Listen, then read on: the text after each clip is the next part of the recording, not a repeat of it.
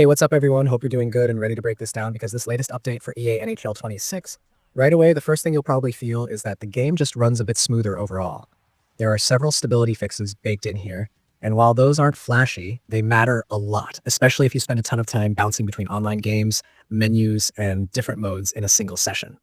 Fewer freezes, fewer moments where the game just hangs for no reason, and fewer cases where you're forced to restart because something didn't load correctly. If you play Hockey Ultimate Team, this update does a solid job of tightening up hot moments. The big quality of life change is how moments now instantly complete the second you meet the objective. No extra whistles, no awkward waiting, no wondering if the game actually registered what you just did. That alone makes grinding moments feel way less tedious. On top of that, EA added more variety to the scenarios themselves. So you're seeing different face-off positions, power play situations, pulled goalies, and late game setups that feel more like real hockey situations instead of repeating the same formula over and over. There are also some small but important visual and UI fixes, like correcting icon displays for certain player items and cleaning up collection visuals that weren't showing correctly before. World of Chel players also get a pretty noticeable refresh in how information is presented. You can now view club branding, names, and player stats more cleanly within the Clubs tab, which makes checking out other teams feel more informative instead of bare bones. There's also a party indicator added to the Play Hub, which is actually super helpful if you're playing with friends and trying to coordinate games without constant invites and messages. Player banners are now more visible across things like game summaries, dressing rooms, and matchup screens, which gives matches a bit more personality and helps your player actually feel represented instead of blending into the background. Alongside that, there are fixes for matchmaking issues, intro animations that weren't triggering correctly, and rare cases where club ownership could bug out and cause problems. Gameplay-wise, one of the more important fixes here is for goalies, specifically when they perform a pad stack on an incoming shot. Before this update, goalies could overslide in situations where they really shouldn't, leaving the net wide open in ways that felt unfair or unrealistic.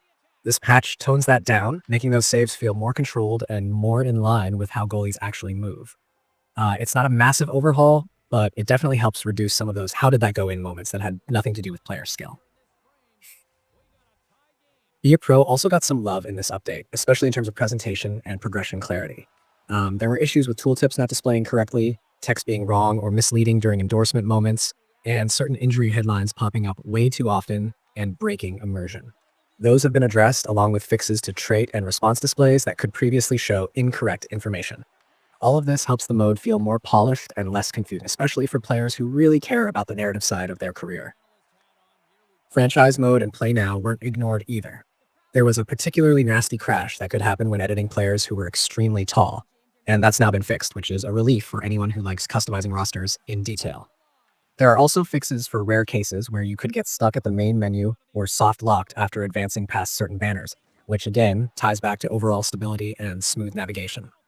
Visually, this update adds and updates a large batch of uniforms across multiple leagues. That includes high-profile specialty jerseys, as well as a long list of updates for minor and international leagues. If you're someone who cares about authenticity and likes seeing teams represented accurately, this is one of those changes that quietly makes the game feel more complete without needing to call attention to itself.